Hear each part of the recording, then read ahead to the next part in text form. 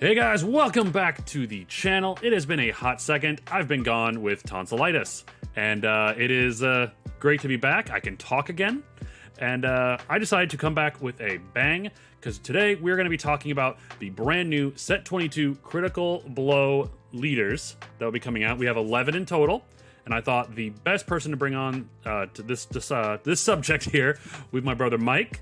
How's it going, my guy? Hi, guys. See, Mike here has a great locals up in Minnesota with some of the best players in the Midwest. These guys have been practicing, they've proxied everything, they've been just testing away. So I thought this would be a great opportunity to bring him on to give me a great, a better insight into these leaders, because styling my locals, I really haven't had a lot of chance to test these leaders. I've only been able to test one, and that's Gohan right here. So I know a bit about Gohan, but I haven't had a chance to check out the other leaders. So thank you so much for hopping on. And this is I'm really excited to do this, because I can't find a lot of videos talking about a lot of these leaders here besides like Broly and Vegito. So it feels like not a lot of people are talking about Critical Blow's leaders. Maybe that's because of, the Depression of Fusion World's announcement is still hurting a lot of people's hype for this game. But what do you think about Critical Blow so far before we hop into the leaders here? Yeah, I'm actually really interested in the set. I'm really excited to see what they do with the ban list, errata list, what have you, because I think like every deck looks fine. I actually don't think there's a deck in here that you look at and you say, oh, this is like dead on arrival. Right. Some got worse TP support. Some decks obviously are better than others, but overall, I really like the themes that they chose for this. I'm not a big Dragon Ball person, so like I could have done without the yellow themes and stuff, but I think they really hit it out of the park with a lot of these leaders and the characters they chose, even like the newer ones, like even Fortune Teller Baba. Like I think that's cool, even though I'm not a big Dragon Ball fan. But overall, I'm really excited about this set, but it just depends on what this ban list looks like, because I think a lot of these may be good, but still not touch the upper echelon of decks that we've had for so long, like A21, Golden, obviously New Green Gohan, and stuff like that. So I'm excited for it, that's for sure. Awesome. Well, you know what? What we're going to do, guys, is we're going to take a look at the new 11 leaders that they brought out in this set. I believe 3 red leaders, 2 black, 2 blue, 2 yellow, 2 green, standard. Of course, red gets an extra leader because Bandai. But we're going to go over the leaders' abilities. We're going to go over some of the cards in their archetypes and overall rate it to where, I guess, how we think it will affect the upcoming meta. Ban list predictions aside. So let's get right into it.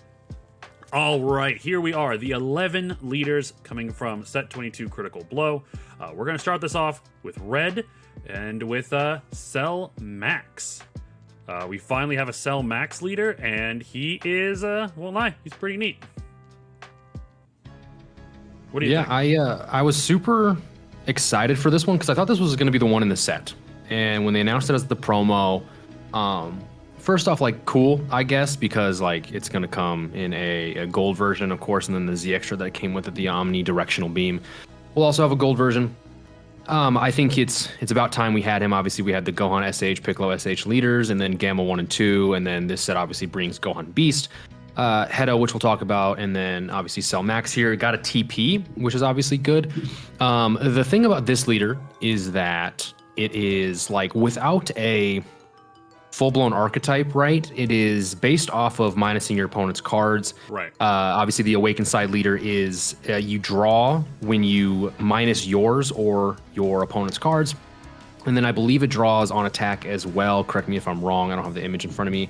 The front, though, is when it attacks, you take a life and then draw a card. So you do self-awaken. It obviously means that this is a deck that you kind of want to get to 4 as soon as possible. Awaken and start doing whatever you end up wanting to do with the deck. It's got an activate main on the back, so the Awakened side that says you, I think, pay or do something. I think you ditch a red ribbon army, and then your omnidirectional beam becomes like a 1 cost in your Z deck, because like naturally it's a 3 energy, 1 Z energy card. Right. But like I said, it doesn't have an archetype, right? So right now you can kind of build this deck however you want, similar to like Green Android 16 this past set. Like there was kind of a bunch of other cards that you can fit into it. but it all depends on like how exactly you want to play it. So you're going to fill it with a bunch of stuff that minuses things. The Dr. Hedo archetype has like red ribbon cards. It has like magenta for the deck. It has the generic SR Gamma 1 and 2. Although a lot of the Hedo archetype cards are archetype locked, which means that this is going to be a little more of a generic red list than you normally expect for like an inset leader. But overall, I think this is a good deck. I've heard people say that they want to build it maybe red-blue. And just as like an overarching theme for like these 3 superhero decks, the blue Gohan Floodgate card from Gohan SH, the blue one, literally just says if your leader has SH in the title. So you can technically play that in all 3 of these decks as long as you make it a red-blue deck. So I think a lot of these might be buffed up by being red-blue as opposed to mono-blue, but only time will tell. But overall, this is kind of just a generic leader, and it's going to be up to the deck builder to make it as good as it possibly can. Right, and what seems to be a thing with the Cellmax and Dr. Hedo decks is that a lot of their cards are interchangeable, which is really neat. Yeah, the SRs were generic enough. Luckily, like not all the SRs throughout all the other colors were. But the red for sure this set, even Beast Gohan, all 3 red SRs are generic. You just need a red leader. So I do like them a lot. The double name for Hedo is really good. The Beast one is like fine. I think it was a little underwhelming for the first Gohan Beast like battle card. But we'll get into that with that archetype as well. But again, I think this deck could be good just because like red has good stuff, but because it's not a red Saiyan, that's a big hit. It loses a lot of stuff. Like it's weird. Bandai doesn't understand that. Like when it tags stuff as like a blank, whatever color / Saiyan leader, it gives that whole thing a buff as opposed to like non-Saiyan leaders. Because there's just way too many good cards that say if you're a yellow Saiyan, red Saiyan, etc. Right. Like androids are just better off as blue or green cards. Red Saiyans are the much better red archetype. So with that said, I agree. The genericness of this leader with a bunch of reds, other cards that allow them to just minus things, this could be really annoying. Personally,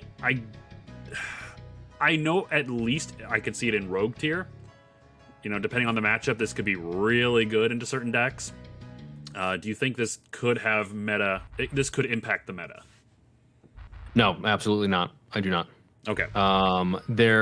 We just had Sin and Gogeta, the top tier red decks. Once those were hit, red has kind of been open, but not like actually good anymore. Pan is still probably a tier 1.5 deck. Android 13 just isn't in a good spot because that deck is like, do you play the 7-drop and does it get to swing totally? Right. Oh, it doesn't. This loses. So unfortunately, that deck had its time a little bit, but it's just not good in today's meta. And then like, red's just not that great of a color right now. It's a very mid color. For this, I would honestly put it in locals casual. It's your video. You can put this wherever you want. It's just like until a certified list, like a build for this leader comes out, someone finds it and says like, this is just the best. This is the build that performs the best. Obviously, if we get into the next tournament season, but until then, I just don't know what this has going for besides just generic stuff that everyone kind of already knows and has answers for. So as of right now, I would just put this in locals casual. I want it to be better than this for sure, just because I like the deck idea. It's just like it doesn't have an archetype, Yeah. So I think it just gets. I think because it was a promo leader, it's already going to be back. It's going to be like taken back from inset leaders because they get a whole fleshed out archetype. This deck just gets like 1 TP. I think there was 1 archetype card in the set that says like if your leader's a red cell max, do something, like the magenta card. Other than that, this deck doesn't have anything going for it besides the Z extra. So this is where I stand with that one. Okay, I get you, and I think that's true. Looking at it again, its ability is just grab, draw a card if your opponent's battle card is negged. That's pretty generic. So I think for now this will sit in the locals casual scene. Now if somebody were to do some amazing things with it, we can revisit this list. Next we have the red Dr. Hedo leader. Let me pull this on up here on my computer here. Here we go. Dr. Hedo, his frontside ability is pretty meh. It's just filtering card. Look at the top 5 for a red ribbon army card and add it to your hand. I kind of like that, but the fact that it does have to attack to get that ability off, it's not as good as if his ability were just once per turn, look at the top 5 and grab a red ribbon army card. But he does awaken at 4 life, or if you have one of each Gamma 1 or Gamma 2 cards in play, draw 2, and then add cards from your life to your hand until you have 6 left. I've noticed this is a trend on a lot of leaders this set, that a lot of them aren't restanding energy anymore. They're just drawing cards again, like they used to do back in the old days, and they're going down to 6 life instead of 5 or 4. Yeah, well, I believe most decks that have picked down have gone to 6. Like Gohan SH, Majin Vegeta go down to 5. There are some that go down to 5. I mean, I think maybe Red Gohan does go down to 5. Red Gohan goes down to 6. 6 as well. Okay, so it's not even that, like, you were right in what you mentioned. The picking down to 6 is kind of whatever, but like if you've actually looked, every single leader, unless Red Cell Max, does Cell Max's Awaken, it's just at 4 life, right? Draw 2, or is it? Let's see here. Correct. He's at 4 life. He has no early awakening tech. Okay, does he untap 1, draw 1, or draw 2? He draw 1, switch 1 energy.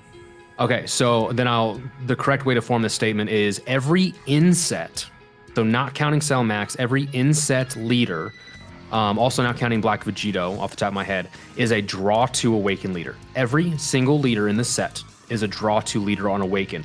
Broly, his actual awakening is untap 1, draw 1. That doesn't count because you literally want to always awaken with the alternate awakening, which is have a skillless Broly and then you flip and draw 2. So that's the one that counts the most. That's what we're counting here. That is not an accident. Bandai specifically, I think, with this set decided to slow things down because of how valuable extra energy is for basically any good deck right now in the game. So I think with this set, they decided to see what they could do by making them all draw 2. And, this could be a test. This could just be an experiment kind of thing. Like, let's just see how good we can make some decks with all being draw 2 and kind of see which ones stand out from there. I think this is like bad for some decks. I think for green, it definitely needs to be able to restand an energy. But other colors kind of get away with it. I think it's good. The blue ones are draw 2. Yellow, probably good draw 2. Red doesn't mind drawing extra cards in that color. But yeah, that is definitely a thing. But yeah, let's get back to Dr. Hedo. Oh yes, his on his reverse side, 15k leader. During your turn, your Gamma 1 and Gamma 2 cards, both red and energy cost of 2, gain barrier. That's really good. Being able to protect your Gammas because those are the keystones of your deck. Amazing ability. And then, of course, the auto once per turn, if you discard a 1 red ribbon army card from your hand, when your red Gamma 2 card attacks, draw 2. So when the Gamma 2 attacks, you draw an additional 2 cards. So you're still netting 1. You're discarding 1, drawing 2. And then on Activate Main, once per turn, you can choose up to one of your Gamma 1 cards with an energy cost of 3 or less and switch it to active mode. So yeah, I actually like this deck. I think it's going to fall into the same trap as non-red sand decks. I just flat out is. But the best way I can describe Hedo is this is the deck that turns right the best. Yes. Like if you're an aggro player and you just love decks that spit out attacks and you try to like maximize how many swings per turn as fast as you can to make your opponent uncomfortable and then kind of go from there, this is the deck for you. But again, you swing like 4 or 5 times on turn 2. On turn 3, you can swing 8 times. The Lookout did a really good video just explaining kind of the sequence and like the potential high rolliness of this deck. But unfortunately, like the cards don't have defense other than like on your turn, of course, because of the leader effect that gives a barrier. So like your board is just susceptible to be cleared after each turn. So that's kind of where like the rub is. You either like kill your opponent as soon as you can, sequence correctly to try to survive an extra turn here or there. But overall, I think this deck is like cool. It's just that's its downside. It's a non-red sand deck. You lose a lot of defense, but you're like super fast as attacking. So in terms of where I probably put this, this might be kind of like early, but I'd put it in Rogue, just because like a red deck that just swings a billion times is gonna have like somewhat of a floor, and then of course like everyone just fits in like free play stuff, as much as they can. Yeah. And like, I mean, you always find the best players will find a way to make this deck swing even more. And they'll know how to sequence better to like live another turn. And basically, it's like if you have the right counterplay in hand and your opponent only has like one energy up and you Beerus Ball their riposte or something like that, you're probably dying or you're taking like you're just hemorrhaging resources. So I'll put this in Rogue just because I believe the upside of this deck can be taken advantage by a good player and probably do some damage with it. So we'll see. I could eat my words on this one, but I'd probably put it in Rogue right now. Okay, yeah, I can agree with that. Now, this deck is the one I've had the most practice with, and that would be the red superhero Gohan deck. I'm going to say this right here and now. I think right off the bat, this is going to go into Rogue. My reasoning is because playing the deck against you and against some other people here in my meta, my locals, it pops off if you go turn 1. If you go first, deck is swinging 5 times by turn 3. It's a very oppressive deck early on, but I feel like if you go second, you're being in a much worse spot. You're fighting an uphill battle. And I don't know. To be honest with you, I think you and I have even talked about this. This deck, in comparison to the blue superhero Gohan deck, I think the a blue Gohan is better than this. But this has some amazing tech cards with the Gohan cards being the evolving abilities of Gohan and Piccolo cards. When you can swing with your cards, EX evolve on top of them, restand, draw a card off each one, and then swing again. The Gohan boss monster is very good in my opinion. 2-drop, 30k, being able to is a dual attack. When you swing in, if your opponent uses a counter, their leader gets a minus 5k for the turn. Overall, this deck is it's much more archetype focused than a lot of other red decks right now. You want to play this deck in a very specific order. Turn 1, play Pan. Turn 2, play your Z extra card to get your Gohan out. Turn 3, you play your Piccolo. You evolve your Gohan, play your Piccolo, and then just swing. Evolve your Piccolo, let your opponent attack you, block with Piccolo, Z Awaken. Which then, Z Awakening is probably one of the easiest decks to Z Awaken currently, right behind, I'd say, the green Gohan deck from set 21. It's very easy to get to your Z leader. You take your own life as you awaken and then as you Z awaken, so you always have a lot of cards in hand, but you have to play this deck very specifically each time in order to maximize its potential. You have to follow a set of instructions. I think that's the biggest downside of the deck, but when it pops off, it pops off. Yeah, I'd say so. I'd probably put it in Rogue as well. Baseline, like what gives this a high floor, is simply you are a 20k Z leader with inherent double strike. Yep. Phenomenal things. You're a red Saiyan, meaning you have things like Unending Awakening, KVIP. You could play, and most likely are playing SS4 Vegito, the Overwhelm SDR. You could play Raging Burst, but like that's another card that simply says buff your leader for the turn cycle. You could play Piccolo Goku, which is a being your leader for the turn cycle. I mean, there's just so much defensive potential in a color that is known for being aggressive.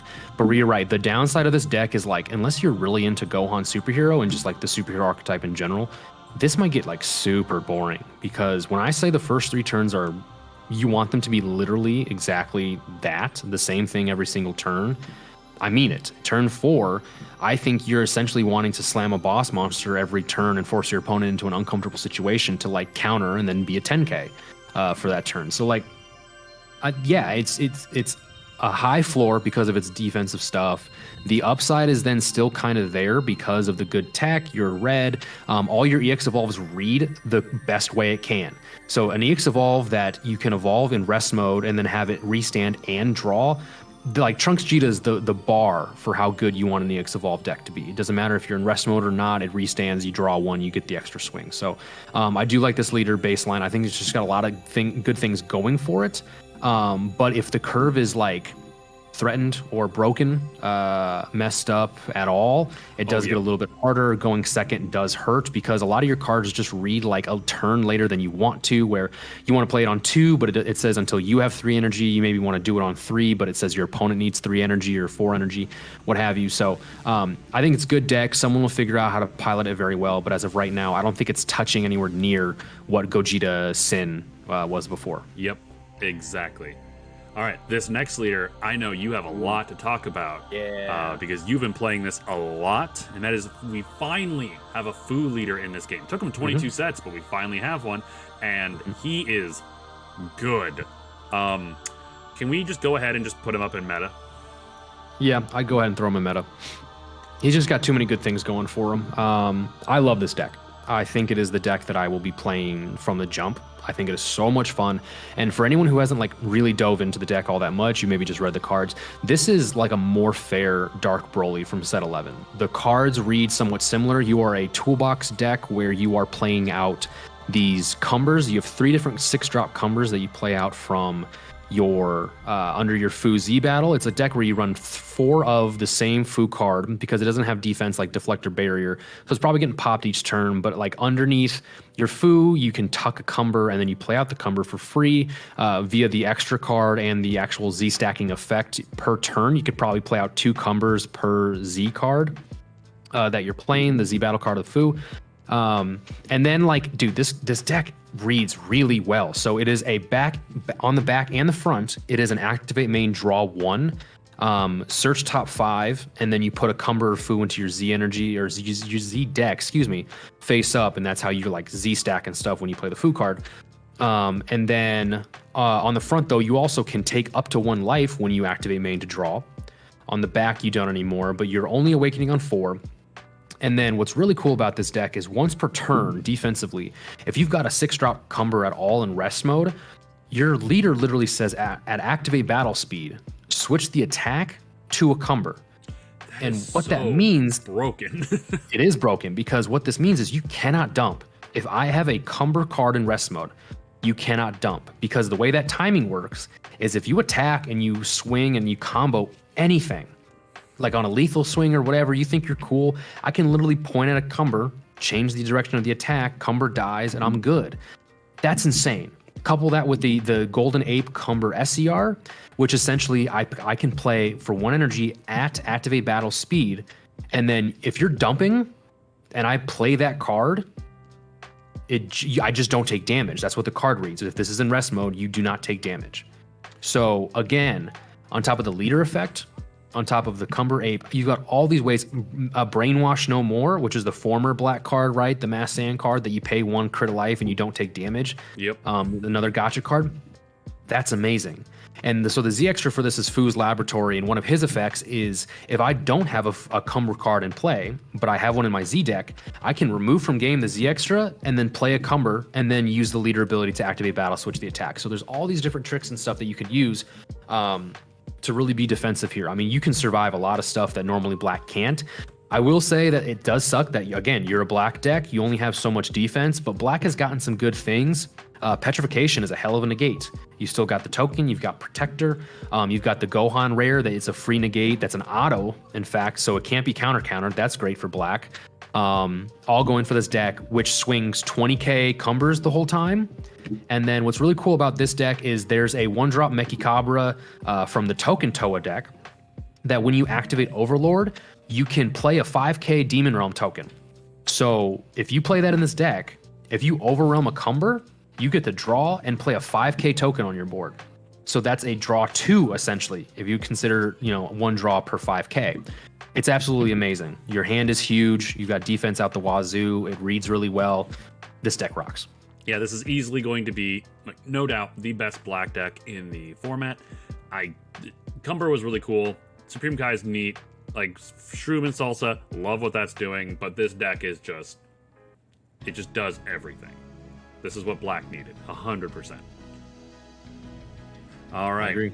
Next, speaking of another black deck, we have the Super Saiyan Blue Vegito deck. I keep wanting to say Zeno, but this is super heroes or just Dragon Ball Heroes version of Vegito.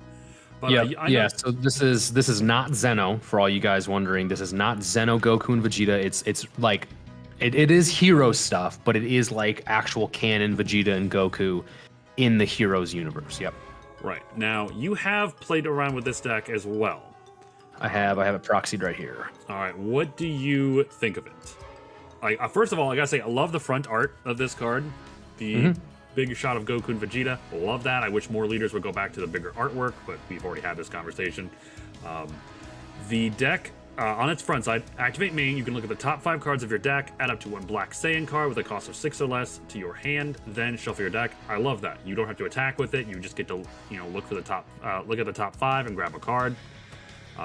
It awakens early if you have a My Future Z Battle card in play. It is one of the few cards that lets you draw 1 and switch 1 of your energy to active mode, but this is also a starter deck. So, not part of the archetype, not part of the actual set, but it is one of the newer leaders we are getting.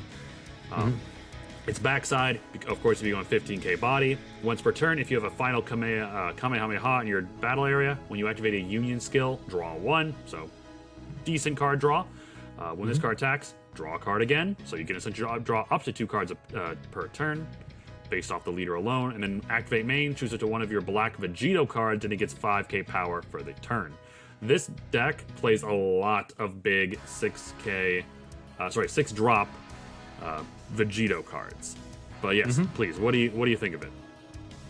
Yeah, so this deck essentially plays similar to Gogeta Zeno, not as super as aggro, but you are trying to like fuse as much as possible, at least once per turn, obviously, to get the draw.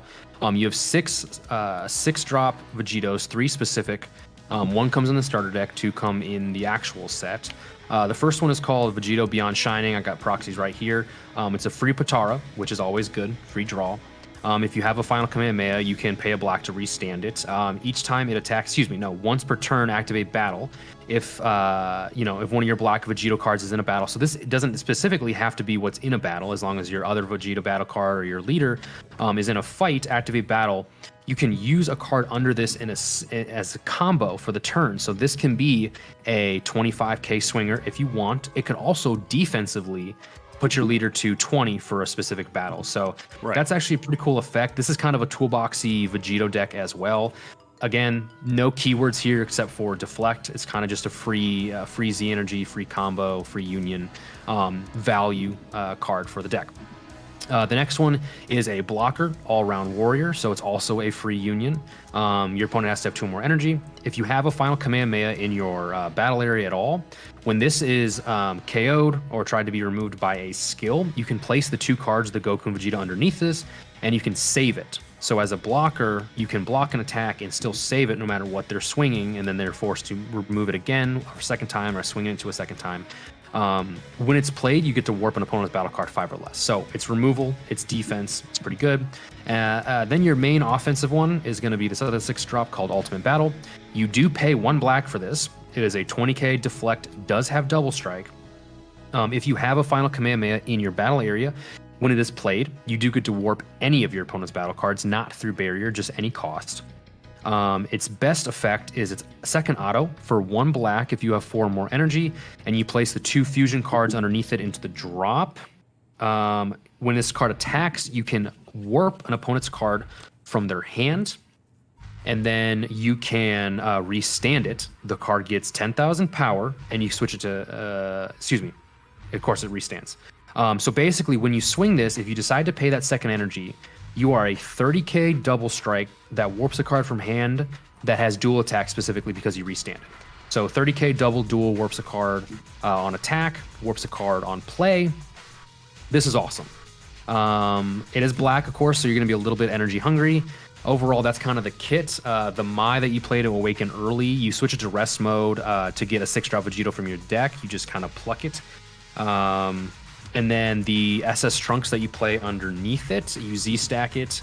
When you play the Mai, for 1 black, you get to play it out from under the Mai, and then you get to go grab a 1-drop Goku, 1-drop Vegeta, play them both in rest mode to kind of start or recur your ones and begin fusing and stuff like that. The archetype cards, the 1-drop Vegeta and Goku are just 10k self-awakeners. They only go to 10 when you take a life, not 15. You get to play good black sand stuff, Cumber dual attacker. You get to play the Cumber boss monster from the Cumber deck because you do have to be a black sand to play this card. So you do have access to a lot of good things. Kraken Space Time, pretty good card now that Champa's gone to be able to have access to that. Overall, this is just going to be a good black sand toolbox deck, thwarting the Dark Empire, the new Vegito Overrealm that plays off of Goku. It's fine. I'm going to call it Rogue. I think that's probably good. Someone's going to find a way to break this. Oh, yeah. I think, or make it a lot better. Breaking it probably isn't going to happen, but just it's going to be a playable deck that someone will probably top with. But I will say best of the best is going to find a way to do it. I don't think anyone can just take this deck and be fine because it still is black. You've only got so many things. It's not as toolboxy as Xeno Trunks, and it doesn't swing as big potentially for the same amount of cheap energy. So I'm going to go Rogue. I think a lot of the decks in the set will be Rogue. I'm going to go there for this one. Right. I think so too. We don't think any of these decks are necessarily bad, but I don't think too many are going to be affecting the meta as a whole. But I think Rogue for this one is pretty good. We might be giving it a little credit, but it's Vegito. Vegito typically is a great leader. I can't think of a bad Vegito leader really. So I think that's a solid spot for it. Now, the Go Bros deck is what people have been calling it. The Goten and Trunks deck. Sorry, not Goten and Trunks. I'm sorry. The Gohan and Goten deck from the Broly Second Coming movie.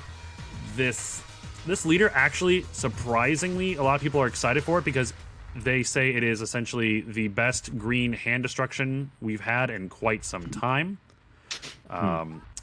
Because it works very, very well with the Bardock Unison from, I believe, set 10 or 11. Yeah, set 10, Paternal Unison. Yep. So the front side is a Goten leader. Look at the top. Activate main. Look at the top 5 cards of your deck. Grab it to one Gohan, Adolescence, or Goten card. Has to be green, of course. Add to your hand, and then you can awaken at 4 less life. Or if you have 2 or more energy and you have the Family Kamehameha, Emotions Delivered, which is this deck's the extra card. You can draw 2 cards and then add up cards from your life to your hand until you have 6 left. On its backside, it is a Gohan and Goten card.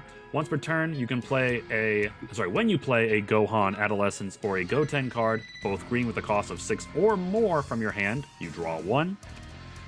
So this doesn't get the ability to draw on attack on its backside, which is a little unfortunate, but you typically do want to play those bigger attackers so you can get that draw and, of course, apply pressure on board. Once per turn, you can play up to 1 Son Gohan Close Call or Son Goten Close Call from your hand or drop in rest mode, so that's really neat, being able to recycle cards. And then activate battle. If you discard 1 card from your hand during that turn, the next turn time you activate battle on a Son Gohan or Son Goten card with the cost of 6 from your hand, reduce that card's skill by 1. So basically a lot of words to say this deck does rely a lot on the Gohan and Goten cards in your deck. You're constantly cycling through the 1 drops, and then you go to the 3 drops and the 6 drops. And then, of course, you want to play the big boss monster of the deck, which is a pretty solid boss monster, the Gohan, Goku, and Goten card. Yeah, so I haven't been currently playing the deck with the Bardock Unison. I see what they're doing for sure. I would have to see how it kind of fits into the curve, because turn 1 you're playing a 1 drop or whatever, right? You're just trying to get some resources. Turn 2 is probably when you want to play the Family Kamehameha card because you want to awaken as soon as possible. If you tap 2 for Bardock Unison, I don't think you can awaken because you're stuck on that side. You don't have Family Kamehameha in play. Maybe you play it on turn 3 and kind of go from there. So for me, this deck, you grab 4 Frieza's Army Healing Pod and you slap them in this deck and prosper. This deck rocks. Are you kidding me? You have an activate main that says play a 1-drop from your drop, and then that card says draw or play like the corresponding Gohan or Goten, whatever you didn't play. Yeah. So every time you do that, you just draw automatically from pod. Like, if you're not playing a 1-drop off your 1-drop, you just play the 1-drop and draw 2 every single time. That is fantastic. This deck can give you the big-ass hand you've ever seen. It's so good, dude. This deck, I think, is going to be really good in that you're going to draw a lot of cards. You're going to be able to see everything that you want to see. I think you can probably slim it down in terms of the engine. I don't think you have to play equal numbers of like the 4-drop Gotens and Gohans and the 6-drops. There's obviously a 1, 4, and 6 for each specific name, and then there's a 6-drop that has both names, and then there's an 8-drop that has all 3 names, right? Or Yep. I think that one, it has all 3 on the thing. It's still called a Gohan Goten card, sure. Basically, this deck can get tall, and there's some good cards that are searchable in this deck that I think are awesome. So you can run the Sun Goten, the green Deluge of Power. This is searchable. With as many cards as you draw, throwing one of these down on a 15 or a 20k swing that all of a sudden becomes 25 or 30 with your opponent not realizing that you can get that big out of nowhere, I think is awesome. You get to play the Uneasing Awakened Rage card, the Floodgate from the Green Gohan deck because you are a Green Saiyan. And then, lo and behold, you get a searchable super combo because this sure is a Sun Gohan Adolescence card. You can search that off your top 10 and your 4-drops, which do search cards. And then you also get to, if this becomes much more prevalent of a card, the Sun Gohan rare is a Sun Gohan Adolescence. This is also searchable and also a 6-drop Gohan, meaning that when you play this, you get to activate the draw on the back of the leader. So I think this deck is going to be a good green deck in terms of being able to out-resource many other decks. If I had to put it somewhere, I'd probably put it in Rogue as well. I think this deck draws too much. It has the sand tag, and you play things cheaply pretty much all game. Your only things that cost more than 1 energy are going to be the Cooler Armed Force Champ Pack card, because that's a 2-cost. A lot of these green decks are unleashed with Cooler because this is going to be an SR on the set. It's the 2-cost SS3 Broly Z card, Right. which you can play for 1 and 1 via its skill if you place a green battle card on the drop to then minimize its cost. And then this goes back to being a 2-cost, obviously, and then Armed Forces Live to play for 2 and then restand it because you have a 2-cost Z battle card. So this deck has a lot of good things going for it. You're going to draw a ton of cards, cheap players, good effects. Overall, I think this is a road deck. Right. I agree with all of that. I can definitely see a skilled pilot finding the right formula. I could definitely see this being a meta contender. Sure. But for now, I think we'll just put it at the top of Rogue, and I also just kind of reorganized it, from best to worst. Sure. At least for now. But yeah, I think Gohan and Goten have a great shot in the upcoming next meta. Now, I know this is what you're super excited for. Green OG Broly. Tell me right now, without saying anything, where's it going? Locals. Oh. Yeah, so we haven't talked much about this deck. Yeah, so this changed actually a lot. When this deck first came out, or it was the first deck revealed, obviously, super excited about it. I thought it read really well. The chain seemed like super easy to go into and to do. I guess why I've cooled on it. I think this deck could be Rogue. I think a good player can find the best way to build it. I'm a big Broly fan. I thought I could be able to find a way to make this deck super broken, or at least really good. In my early testings, it seemed fine because you do free play the Paraguses, you do draw a decent amount of cards. You but play I giant think Brolys that stomp face. Yeah, it seemed sure. really good card. So I'm going to try to summarize this the best way possible. So they tried to make this deck thematic. It literally goes from Broly Movie 1 to Second Coming to Bio Broly. If you even play the Bio Broly cards, don't play those cards. But this is like really thematic because at the beginning, right, it's Broly and Paragus, and then you play Broly's Ring, which is the sealed Super Warrior, and then you blank, you negate the skills of a Broly, and then once you have a skillless Broly on play, you awaken. So that's from the first movie where he has his ring and he's looking at Broly freaking out and he goes, "Calm down, Broly." And so once he tries to calm him down with like the ring, Broly explodes, which is then why he awakens because he's skillless, after you have a skillless one. And then you use the effect of the leader to place Broly's ring into the drop, and then you play out the 6-cost. So this is the first big Broly from the first movie. That card is good. It is a 30k crit on turn 2. Your opponent's going to take that card of damage. But the thing is, that card says if you have 3 or more energy, you can take a Paragus card from your battle area, put it into your drop. You can attack a battle card in active mode. And then his other effect is if you KO a card, battle card, you get to restand. Right. So that's like fine and dandy, but like the ideal curve feels like you play that on turn 2. So you're never actually going to attack a card in active mode because you don't have the effect. It's not online.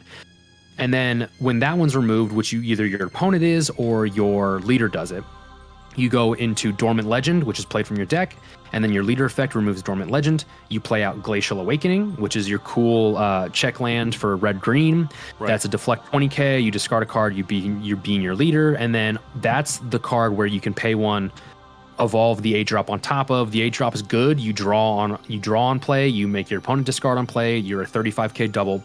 That also says if you KO a battle card, your opponent burns a life, and then you restand. Blah blah blah. So all these cards read really good. I just happened to play against some decks that were able to like pop my skillless Broly before I could even make it like skillless actually. Broly Surge, sorry, my charger just fell at the wall. Like I was playing my friend Dane in Broly Surge, and he plays a card on turn 2 with me going second that just says pop a card 15k or less.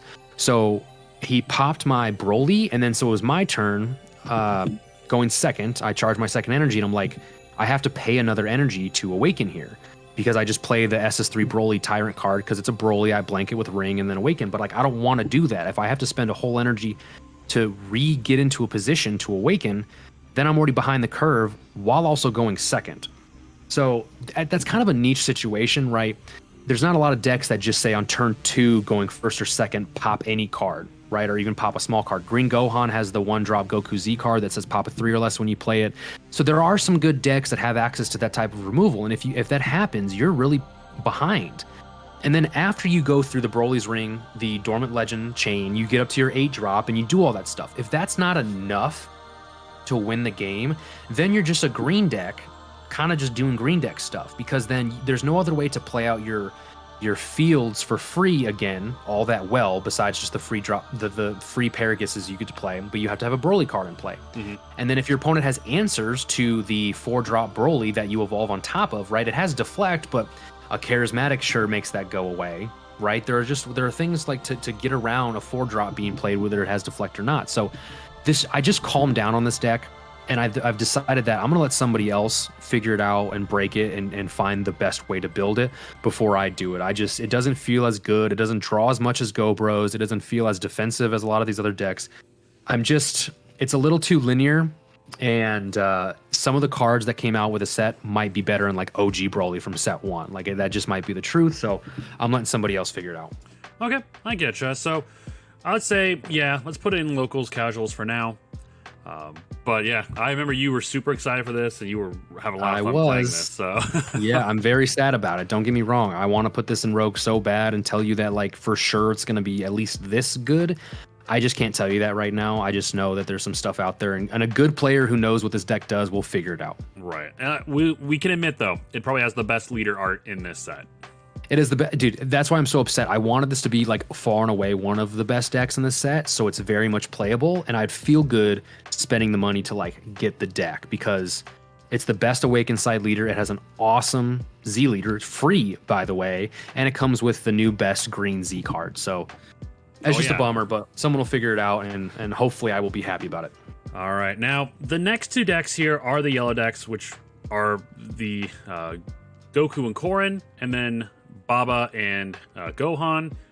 Honestly, I haven't had a lot of chance to look over these. I do know Goku prioritizes using skillless battle cards. It can use they can turn a lot of cards skillless and then use cards that's originally skillless cards in rest mode in combos. Like that's really neat. But beyond that, I don't know. The deck hasn't really made an impact. For me personally, I probably put this in undecided right now. I feel like this leader isn't getting a whole lot of the attention that a lot of these other leaders are getting. And not a lot of people were talking about the reveals after they were done. Yeah, I agree. So I think for the sake of time, take Baba and put it in undecided as well. So I'll be honest with you guys straight up. For you yellow players who are really excited about these 2 decks who came in here, I am a yellow player for sure. In my time playing this card game, I'm not a fan of Dragon Ball. These decks don't interest me at all, and they seem just a little too archetype heavy to really look at and go, can this be like as good of a yellow toolbox as a lot of the other good yellow decks? Right, it's not generically good yellow enough, if that makes sense. Yeah, but also these are the only decks I haven't played with, Haven't built a list, hypothetically, or any of that stuff. It's just, it doesn't interest me. I think that the Goku Korin deck probably has somewhat of a decent floor to at least be locals casuals for sure. Maybe even rogue, just because you are a yellow Saiyan. Your cards read as pretty good because they like negate skills. They rest mode a lot of stuff. The 5-drop boss monster Goku is a 2-cost, is 25 dual, I want to say it is. I don't know how sequencing goes in that deck. That doesn't seem that great. Like a two-cost boss monsters that don't like really end the game don't seem that important right now. And then you've got a bunch of skillless cards, which I mean, at the end of the day, we'll see how fast this deck spams out skillless because 20s and 30s are still good cards, right? There's the 20k Bora, you have a 30k Tau. You don't have to play those cards specifically, but like they're in archetype. I think they're searchable. I think one of the Upas plays out the 2-cost Bora and stuff like that. So right. I think there's something there. It's just how much of the archetype do you have to play, and then how much of the good yellow toolbox cards can you play around it? Right. And plus you have a Saiyan tag. So that card's probably going to be better. Baba, dude, I've read Baba several times. I think it's a really cool idea. There's a TP coming. We should also say we're recording this before we see the yellow TPs. The first half of TPs came out today. Tomorrow we see yellow, black, and multi. Baba gets a TP, and then there's an Upa and Bora unison that obviously goes with Goku and Korin. The Baba is a activate main once per turn, look at the top card of your opponent's deck, and then put it at the bottom or top of their deck, and then on play to draw one. It's very simple, but it kind of goes with the theme of looking at the top of the top of the deck. And then, speaking of that, a big thing people are raising a stink about this is that during webcam games, this ability is way worse. Yeah, I mean, it also just makes for a really inconvenient play setting. I agree. If anything, I just think it's like maybe too shticky. Son Gohan, Grandpa Gohan Z card is like good. It's barrier and dual attack, and then your Baba literally gives it double strike. So like if that card goes off, I think you've got a good potential game finisher. The Z extra for yellow is Goku's Kamehameha. It is one of the only SR. I think it is the only SR Z extra this set. It gives all your Son Goku character card name cards 5k for the turn it's played. Like it's actually pretty rad. I think some decks will be able to exploit it, like Ape Coup and stuff like that, more so than others. But again, we just want to be honest here. We haven't tested with these decks. We haven't done a lot of thinking about it. So that's why they are undecided. I'm not going to tell you it's locals if it's really a rogue deck and vice versa. So just for the sake of this, we just want to respect the fact that like we don't know enough to make a super educated decision on these. But I will say Goku's probably better than Baba. But who knows? Someone way better than me, way smarter at deck building than me, could make Baba super good, and everyone's just like, yo, this is insane. But like until that happens, I'm fine just saying we're undecided. They're probably fine in their own right, but as of right now, I don't think they're meta affecting at all. Right. I think Baba has a really cool ability on the backside. Activate battle, tap 1 yellow. If you choose, you can choose 4 battle cards under your Fortune Teller Baba's Palace in your battle area and use them all in a combo. You're essentially paying 1 for like 20k worth of combo power. Yeah, which isn't too bad. Yeah, sure, that's really neat.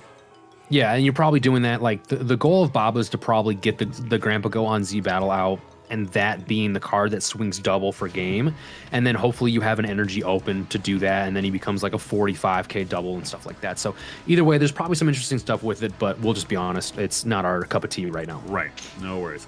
And then second to last, we have Flexing Janemba. Okay. This one, I've read it a couple times. I've looked over the cards, and really all it seems to be is play your 6-drop Janembas very easily or very cheaply and just swing. This doesn't feel like it does anything else, unless I'm missing something. Yeah, so I have this one proxied out. Let me find it real quick, because I'm going to be able to see these cards in person. That's not right, like, and I'll read off the leader ability right here. It is very basic on the front side. When this is placed in the leader area, you can play your barrier around the check-in station from your deck field spell. When this card attacks, look at the top 5 cards of your deck, add up to 1 blue Janemba card to your hand, and shuffle your deck. No cost restriction. That's kind of neat.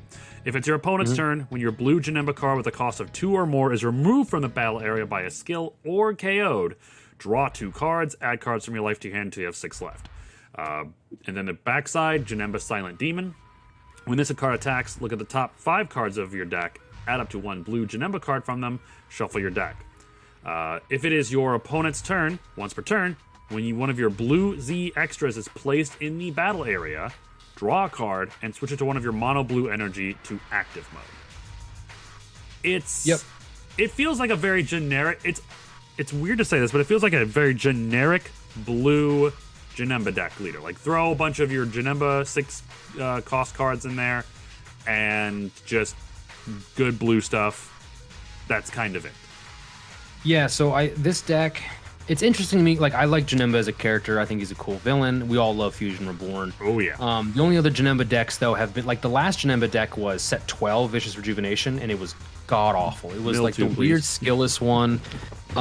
Just trash. Like, there's a reason Milnemba has been the best. I think that might have been the first Janemba deck as well. Yep, that was the first. Then the second one was like a poor imitation of it. Like, there was Crit Nemba, and then there's the skillless Janemba, which was just literally so bad on arrival, no one even sniffed it. Like, it was really, really bad. But this deck, so with the field card, you are paying at activate main or battle speed. You are playing out 6-drop Janembas, which means, like, so this is basically a deck that wants to play on either player's turn, depending on the situation, and has the ability to do so. So in the set, you have 3 6-drop Janembas. You have one, which is, first off, they're all 6-drop 19Ks. This would have been a lot better had they been not 19Ks. I think they needed to at least be 20s, but maybe that would be too strong. Who knows? Maybe someone will figure it out. If you want a place to put this, put it in locals casual right now. Why I say that is because, so this deck's still going to run a lot of stuff that, like, is more archetype based, Janemba based than like a lot of other blue generic decks that can run like the full kit of generic good blue stuff. So you have three 6-drops in the set. One is you play it on your turn to send or to bottom deck any battle card, but it's your turn. Okay, so like you can't get your opponent that way. Another Janemba is when it's played, play a 2-cost Janemba. You can play the 2-cost skillless. You can play the 2-costs that come in the archetype, which basically are 1-drop cantrips or filters. And then you have another one that just says it gains 5 and critical when it's played. So you have one that's like definitely offensive, right? A 24 crit. You have one that you play offensively, but it's more or less to like, you know, have a crackback, clear your opponent's board on the backside. And then you have one that plays out a 2-cost. So this one I actually think is the best that plays a 2-cost, because if you see your one of like the Janemba 3-cost, the crit dual attack from Vicious Rejuvenation, if you see that at all, if you have enough like combo attack Janembas and you play the card that plays a 2-cost and you play your skillless, dude, you can literally like loop your one of 3-cost Janemba over and over again. And that's probably where this deck gets a lot of its aggression and how you start killing people. But the weird thing is you've got the 3 Z extras that you kind of swap between stuff. So like when you play the first one, you have to be smart enough to know which one you need to play first. And then when you use that Z card, each Z card tells you to go grab one of the other 2 and then play it. So you have to know like, okay, well, I'm going to use this first. And then like if you use Demon Blade, then you got to go get Lightning Shower Rain, or you've got to get the whole card. And then if you use the whole card, you got to know how to get the other one and which one you need in certain moments. So it's a little toolboxy that way. It's a little odd. But then you got your 8-cost Janemba. It seems generic, but it's just for blue Janemba leaders. Okay. It's a 2-cost 25k critical blocker that for the turn it's played cannot be removed via skills. Pretty good effect. And then it's activate main battle once per turn and switch to active mode. So this is a card I think that you got to figure out how to use offensively and defensively. Because you can play it defensively and it can be 2 blocks and it will not be removed via skills or KO'd. Excuse me, no, it can't be just by skills. So 25 double blocker, just don't block anything that's too big for it. And it can't be removed. Or you can play it offensively, 2 crit swings. But that's kind of like the meat of the deck. Your backside, of course, you get an energy back on your opponent's turn every time you use a Z card. Cool, and you draw an extra card. Fine. But what I found with this deck is you're just playing a lot of like the Janemba cards. Like in terms of good blue stuff, right? You got D-Magic, you got your beans. Like that's just kind of it. I got to figure out which super or secret rare is best. It's probably Beast Gohan, because who wouldn't want to restand and board wipe and do all that stuff? Right. But overall, like you're just not playing as much good generic blue stuff in this deck as you would others. Which is why I have it so low on the tier list, is because if you're kind of stuck using a lot of these Janemba cards, you have to know how to use them correctly. because it's not a lot of negates. It's not a lot of good impactful cards. They just kind of all do their like one specific thing, and you just have to know when to use each specific one. And so I don't think it's an easy deck to pilot. If it's a good deck, it's not going to be easy to pilot. Right. 100%. I can agree with I can agree with that. Haven't played against you yet, but obviously you have a proxy. You got it a bit, more down than I do. And finally, to wrap up this whole video, we have the Goku and Vegeta Fusion Reborn deck. And honestly, I might be jumping the gun a bit, but I think this could be a meta contender. At very least, top of Rogue tier. No, I think it's meta. I'll go ahead and say it. I've seen it played. I've played against it. Just the fact that it is a blue-yellow like engine deck is fine enough. Nats is coming up. Of course, it's going to be blue or yellow. Like that's the way Nats has been since this game has started, right? I think every time it's been a blue or yellow deck winning nationals. The fact that it negates energy exhaust for blue-yellow sand cards is absolutely insane. Oh, it just got a cool new SS3 Goku generic card. It got a boss monster Gogeta, and then you've got your like fusion material and stuff in the deck. This deck works off Aegis, and what's so freaking cool about this deck is that one, you have a 20k Z lead. 2, your Z extra allows you to Aegis from the warp, so you get from the drop. So instead of like pitching a blue-yellow or 1 blue 1 yellow, you can Aegis a card or 2 cards from your drop to your warp, matching the colors to then restand your energy, and then whatever extra effects that the deck has for Aegising. Right. So first off, phenomenal. The Z leader is a 20k that when you Aegis, you can restand like more of your energy and draw more. And essentially like this deck, the Soul Punisher Z extra gives your leader like 15 and triple strike. And so again, this is a blue deck. And blue sure does have counter cards that cost 5, and you can't even use your Soul Punisher until you have 5 energy. But the thing is, if you're on turn 5 and you play something for like 2 energy, what have you, and then you use your leader ability to restand its energy, restand 2 energy, then like your counter is always live turn 5 on if you sequence correctly. And so you cannot go to 3 with this deck, or you better have negates for all the Gogeta cards that will be swinging. You've got the Gogeta Z lead, you've got the 8 cost. I think those are the only 2, but like the SCR as well. The SCR, yep. The deck also has the SCR, which is absolutely insane. So this deck has access to some really good blue-yellow stuff, Zamasu the Eliminator, some good Arrival things, on top of having Senzu Bean, D-Magic, Android 17 Floodgate. Like this, there's so many good blue cards that this deck can fit in, unlike Janemba. And again, blue-yellow, I cannot stress this enough. You're restanding energy in a blue-yellow deck. So this deck's going to be insane. I think it's arguably the best deck in the set. I played Fu into it, and it was a tough match, but going second, you probably end up losing that. I think Fu can win going first if Gogeta sees like a Klunk's hand a little bit, because you're still playing some blue-yellow, right? You'll have 1 plus 10k still in hand. So there's a chance this deck can Clunk, and I think that's where it's probably the weakest, but like in general, probably not. A good blue player will figure out how to get the most of this deck. But I will say right now it's probably the best deck in the set. We'll see how the meta shakes out. I just think that it's got too much good stuff going for it as of right now. 100% agreed. I cannot wait to get my hands on this. I was waiting for the blue reveals all last month, and I'm so happy we have this. Fusion Reborn, one of my favorite movies. The artwork on this card is great. SS3 Goku cards, love it, always will. But yeah, I think this is going to be our definitive tier list here at Phil Plays and Company about the upcoming Set 22 meta. Is there anything you would probably change in here, like an order of anything?